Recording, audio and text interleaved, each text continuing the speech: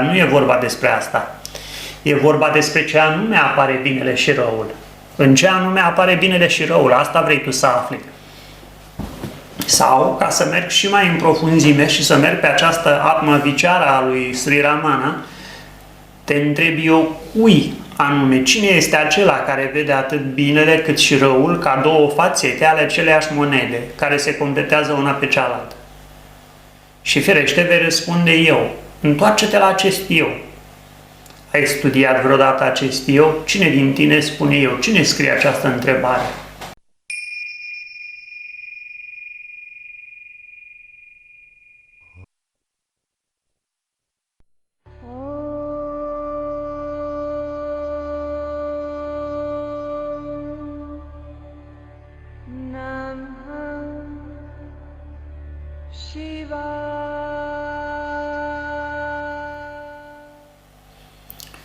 Namaste. Namaste pentru Sri Nisargadatta Maharaj, Sri Ramana Maharishi, Papaji, Sri Mujiji Baba, Sri Ananda Moima, pentru Isus, pentru Buddha, pentru toți aceia care au atins neatinsul. Namaste pentru Suprem, Dumnezeu Tatăl Absolut sau oricum ați dori să-i spuneți. Și namaste pentru voi toți cei care sunteți acum aici, fie prezenți, fie prin internet.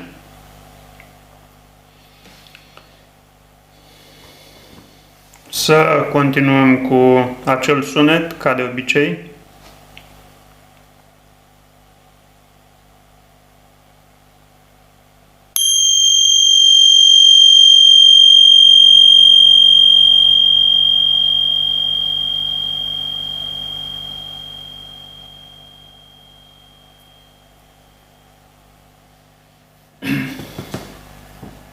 Deci, sau așadar, știu că Advaita ne învață non-dualitatea, ceea ce înseamnă că lucruri aparent opuse, cum ar fi binele și rău, sunt două fațete ale aceleiași monede și se completează una pe cealaltă.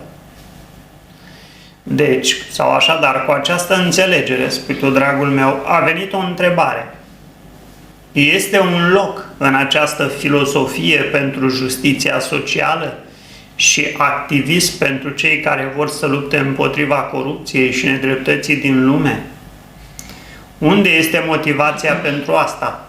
Dacă iubirea și ura nu sunt separate una de cealaltă, atunci de ce practicăm iubirea necondiționată și compasiunea sau ahimsa, non-violența?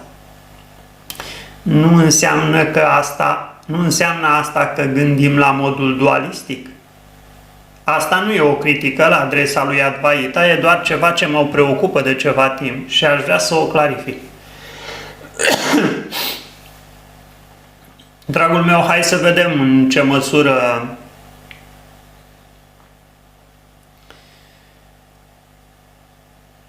valoarea de adevăr a acestei afirmații rămâne în picioare atunci când o privim din conștiință.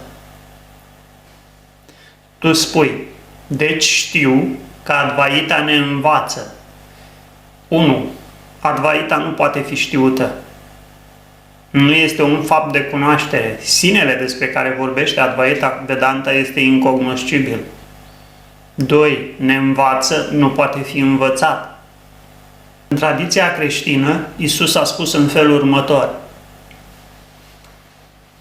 până nu vă veți reîntoarce și veți fi ai doma unor prunci, nu o să puteți cunoaște împărăția cerurilor, nu o să puteți intra în împărăția cerurilor.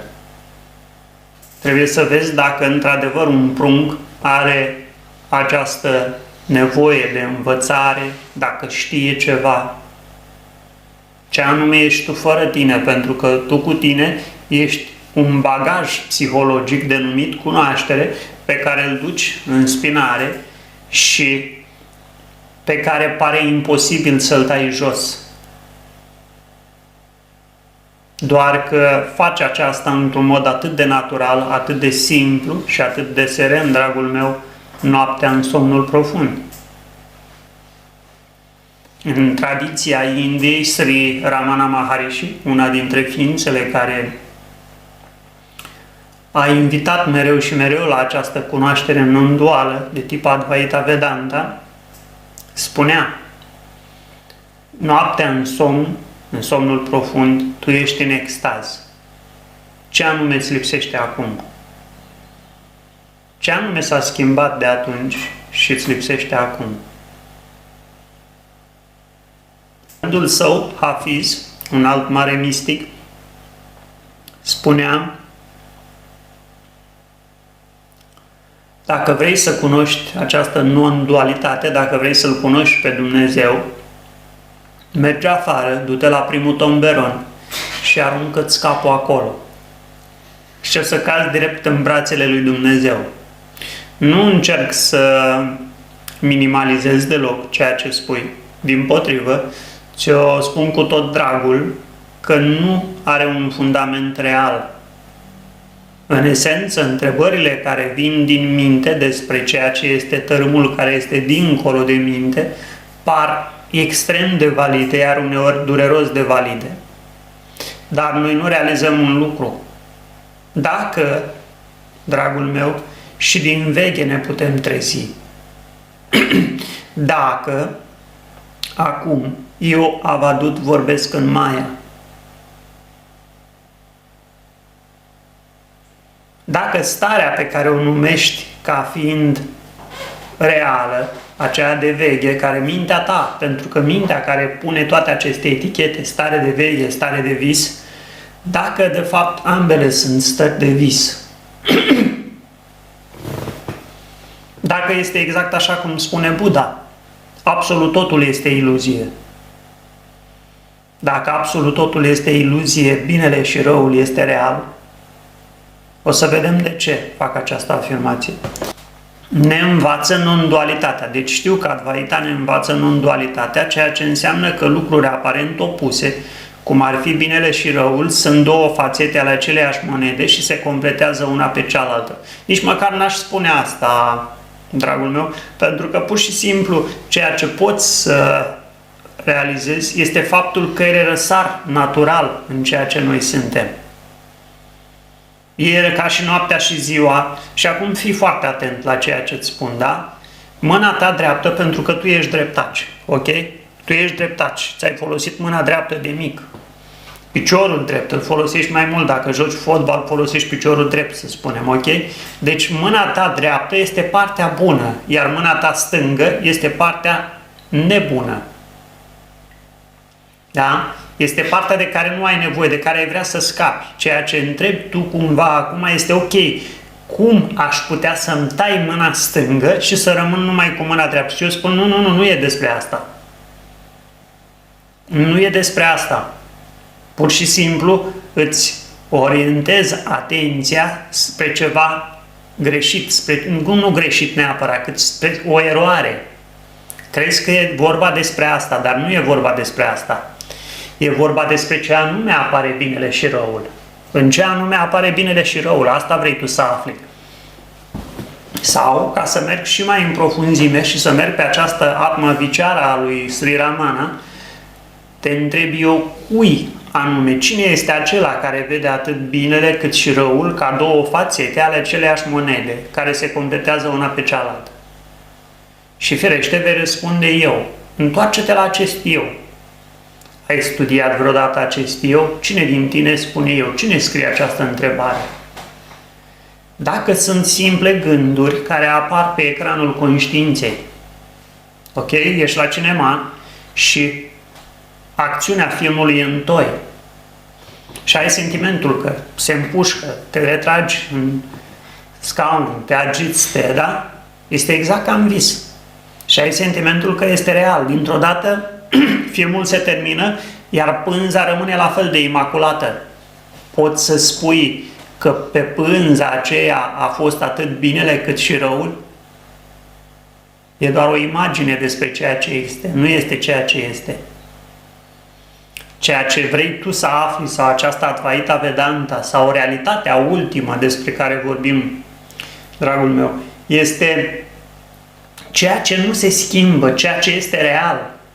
Ori ceea ce este real nu vine, nu pleacă, nu se naște și nu moare, nu adoarme, nu se trezește. Toate acestea se întâmplă în ceea ce este real, dar toate acestea sunt simple fenomene trecătoare.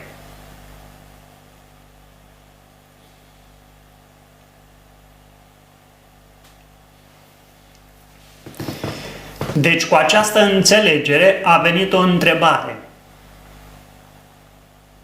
Spuneam că este o înțelegere care se bazează doar pe logică. Ceea ce ești tu este translogic. Urmărește să vezi dacă această înțelegere ea are sens. Încă o dată zic, pentru lumea manifestată are sens și imediat o să mă explic. Dar urmărește să vezi dacă chiar acum, chiar în acest moment, dragul meu, în spatele ochilor tăi, în loc să fii conectat la creier, ai fi conectat la infinit. Exact la această non-dualitate. Acest element referitor la bine și rău ar mai avea sens? Pentru că nu vedem că nu e vorba despre asta. Acțiunile pur și simplu se întâmplă, ele curg în viață. Acela care face ceva, vom ajunge imediat, este chiar acela care face inima să bată. Nu este acela care se află aici și crede că poate să facă sau să nu facă ceva. O să mă explic. Deci cu această înțelegere a venit o întrebare. Este un loc în această filozofie pentru justiția socială și activism pentru cei care vor să lupte împotriva corupției și nedreptății din lume? Păi, justiția socială nu cumva este ea însăși o modalitate prin care Maia își proclamă puterea? Chiar discutam cu cineva și în România, pentru faptul că furi o găină, iei 4 ani. Faptul că furi 4 miliarde, tot 4 ani. Despre ce fel de justiție socială vorbim? Această justiție socială, urmărește să vezi profunzimea la care te invit, da? De 2000 de ani încoace, mintea face justiție socială cu noi. De 2000 de ani încoace, mintea face justiție socială, face politică, a reușit cu adevărat mintea să facă oamenii mai buni? Eu spun să încerci cu conștiința. Când rămâi ca simplă conștiință, bunătatea răsare, compasiunea răsare, frumusețea răsare, iubirea răsare. Nu este a ta, nu o faci tu, este exact cum spune Sri Ramana Maharishi. Răsare din vid, se manifestă și apoi se reîntoarce acasă. Nu este un eu. Noi niciodată nu studiem eu-ul acesta care vrea să facă, știe, eu pot, eu cred, eu vreau. Poți să pui toate verbele posibile. Eu. Ce anume este acest eu?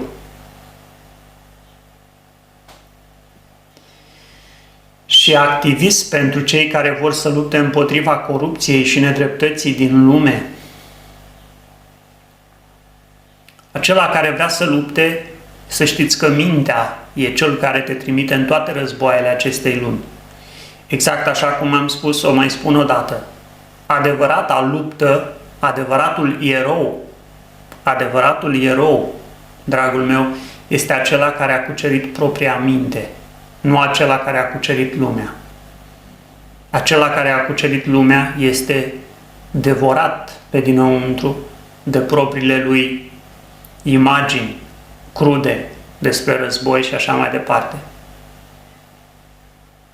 Cucerește-te mai întâi pe tine, cucerește mintea. Dacă vrei cu adevărat să ajuți această lume, mai întâi cunoaște-te pe tine. Vezi care este identitatea ta reală. Și pentru că am spus că am să precizez acest lucru, să spunem că mergi pe stradă, da?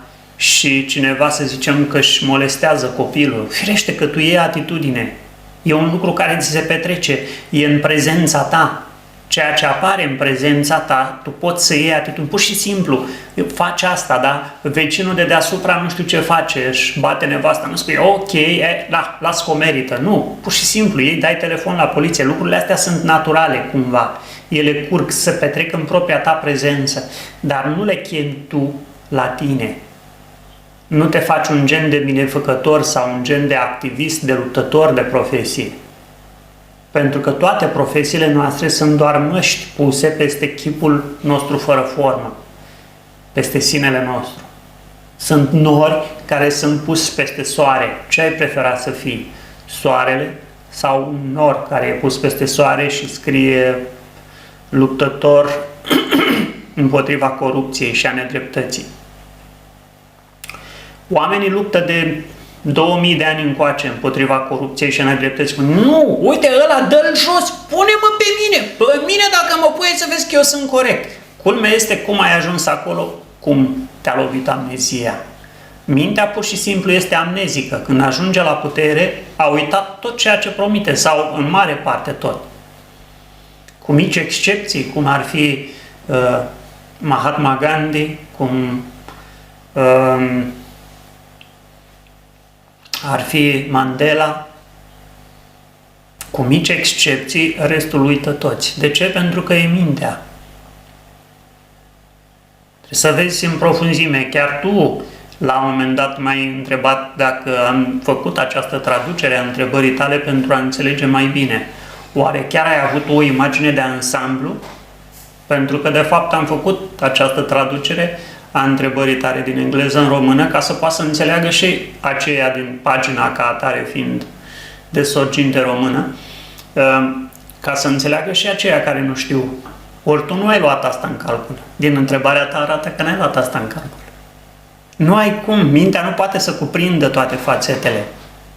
Singurul lucru care este valid este chiar prezența. Este chiar acum, chiar aici. În spatele minții așteaptă serenă, așteaptă tăcută. E deja acest sine pe care îl cauți.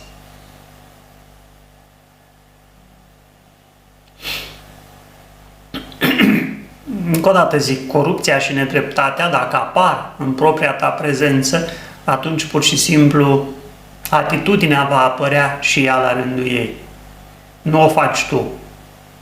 Nu urmezi un gând, nu fugi după un gând ca să cumperi viața cu el, pentru că tu ești viața în care toate gândurile apar și dispar. Unde este motivația pentru asta? Cea mai profundă motivație este să rămâi fără nicio motivație. Cea mai profundă motivație la care te invită Advaita Vedanta este să rămâi fără nicio motivație, pentru că întreaga motivație socială, psihologică, culturală, financiară și așa mai departe, nu face nimic altceva decât să te trimită cu un gând ca să cumperi viața și astfel tu uiți că ești viața, ești totul din întreg, în care micuțul gând care vrea să cumpere viața se naște și moare.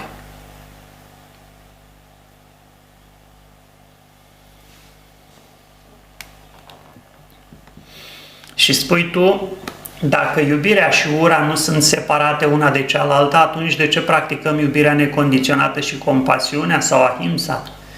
Pur și simplu nu o practica. Pur și simplu nu o practica, vei vedea că bunătatea este natura ta reală. Dacă fericirea este natura ta reală, atunci în mod implicit nu vei putea să faci rău. N-ai nevoie de o practică pentru asta.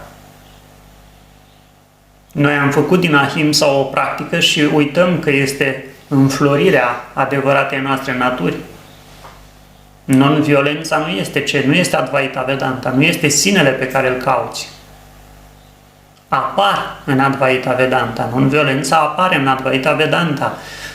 Curajul lui Arjuna apare în Advaita Vedanta.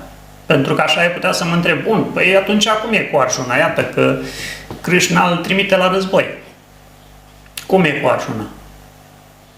Și eu pur și simplu tot ceea ce pot să spun este că toate aceste elemente apar în propria ta prezență și când apar, în mod implicit și o atitudine răsare. Nu o faci tu, ea va fi acolo. Acest sine despre care vorbesc, pur și simplu, nu va răni.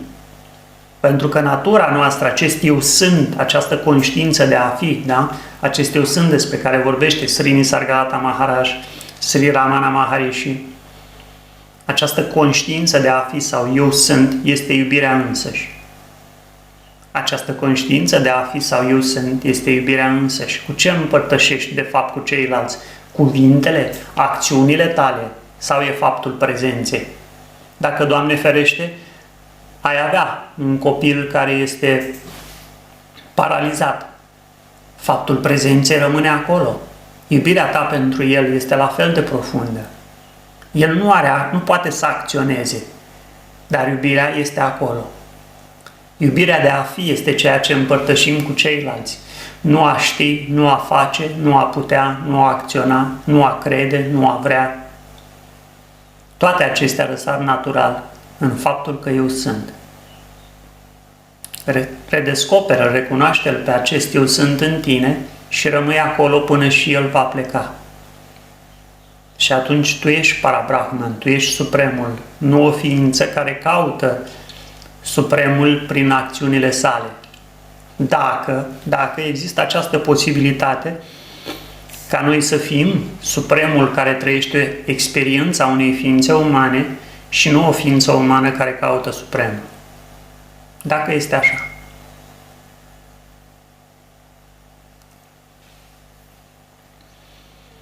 Această ahimsa, spunem că este o înflorire din interior. Este frumusețea lotusului care își extrage rădăcina, da, esența sau are rădăcinile adânc înfipte în noroi. Sunt unii mistici care, înainte de a deveni non-violenți, au fost violenți. Chiar și Milarepa, într-o anumită măsură. Acest mistic al Tibetului. Nu înseamnă asta că gândim la modul dualistic. Da, de fiecare dată când gândim la modul dualistic. Dar eu îți spune pur și simplu nu gândi. Pur și simplu lasă ca aceste gânduri, aceste cuvinte, dacă vrei, să răsară din propria ta prezență. Ele sunt vii, sunt adevărate indicatoare spre libertate, spre această Advaita Vedanta. Nu este Advaita Vedanta. Advaita Vedanta nu poate fi cuprinsă în cuvinte. Nu poate fi cuprinsă în acțiuni. Dacă tu simți să acționezi, e ok, dar îți spun că nu e despre asta. Este despre ce anume este dincolo de identitatea corp-minte. Nu este despre corpul-minte.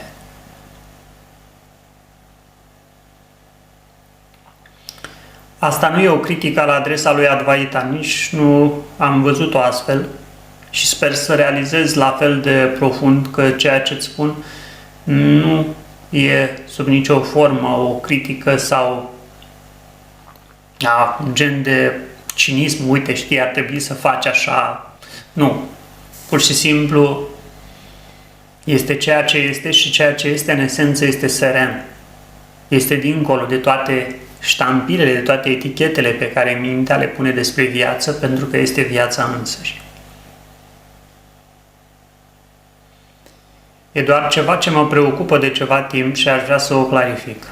Sper că ți-am răspuns cu drag și că această claritate pe care o cauți în esență este chiar sinele pe care noi toți îl suntem și nu este un concept psihologic din minte numit claritate, pentru că conceptul acela de claritate nu este sinele, apare în sinele nostru. Noaptea, în somnul profund,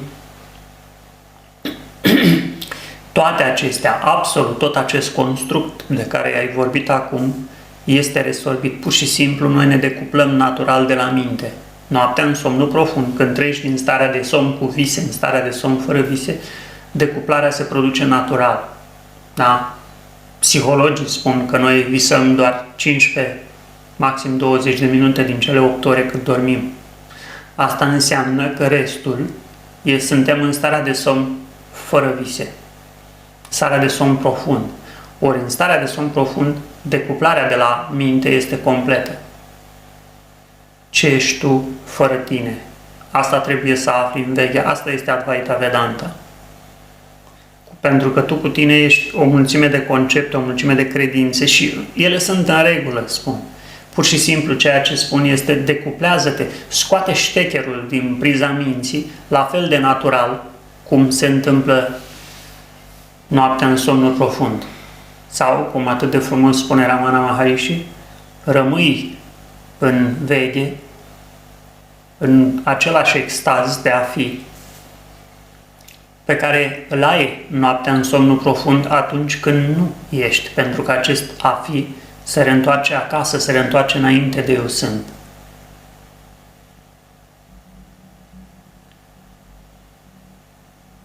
E uluitor de simplu. Te îmbrățișez cu drag.